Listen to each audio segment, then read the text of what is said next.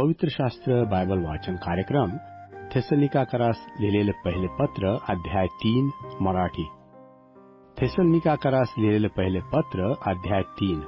थेसलोनिकाकरास लिहिलेले पहिले पत्र अध्याय 3. तिमुथ्याकडे सोपलेली कामगिरी आमच्याने आणखी दम धरवेना, तेव्हा आम्ही अथेनेतच एकटे मागे राहावे हे आम्हास बरे वाटले.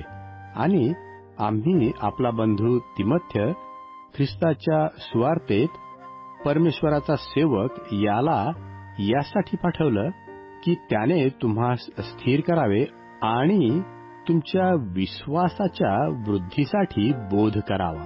तो असा की या संकटात कोणी घाबरू नये, कारण आपण यासाठीच नेमलेले आहोत हे तुम्ही स्वतः जाणून आहात. कारण आम्ही तुम्हाजवळ होतो तेव्हा आम्ही तुम्हास सांगून ठेवले की आपणास संकटे भोगायची आहेत. त्याप्रमाणे घडलेही हे तुम्हाला कळले आहे. यामुळे मलाही आणखी दम धरवेना, म्हणून मी तुमच्या विश्वासासंबंधाने विचारपूस करण्यास पाठविले. कोण जाणे, भूलविणाऱ्याने तुम्हाला भूल घातल्याने आमचे श्रम व्यर्थ झाले असतील.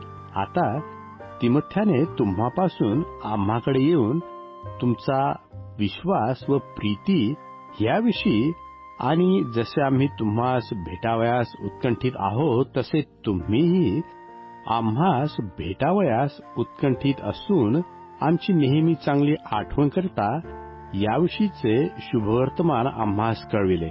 यामुळे बंधूंनो, आम्हाला आपल्या सर्व अडचणी व संकटात तुमच्या विश्वासावरून तुम्हाविषयी समाधान मिळाले.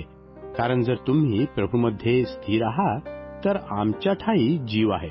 आम्ही आपल्या परमेश्वरासमोर तुम्हामुळे ज्या सर्व आनंदाने आनंदित आहोत त्याबद्दल आमच्याने तुमच्या संबंधाने परमेश्वराचे किती उपकार स्मरण करवेल. आम्ही रात्रंदिवस अतिशय प्रार्थना करतो की आम्ही तुमचे तोंड पहावे आणि तुमच्या विश्वासातील न्यूनता पूर्ण करावी. आता परमेश्वर आपला पिता हा व आपला प्रभू येशू ख्रिस्त हा स्वतः आमचे तुम्हाकडे येणे निर्विघ्न करो. आणि जशी आमची प्रीती तुम्हावर आहे तशी प्रभू तुमची प्रीती एकमेकावर व सर्वांवर वाढवून विपुल करो.